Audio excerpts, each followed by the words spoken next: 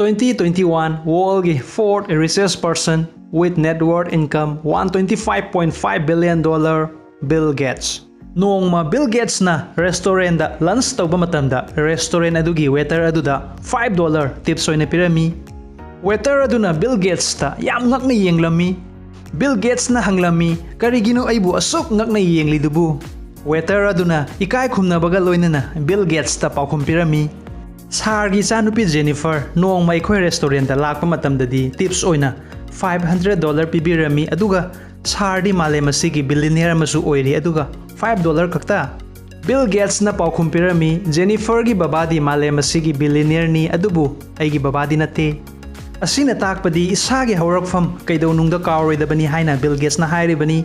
Video asi share, subscribe, all bell button click tawbo kawbiganu. Loina na ay hak Instagram na follow toubiyu link punna mag description da fangbigani. Thank you.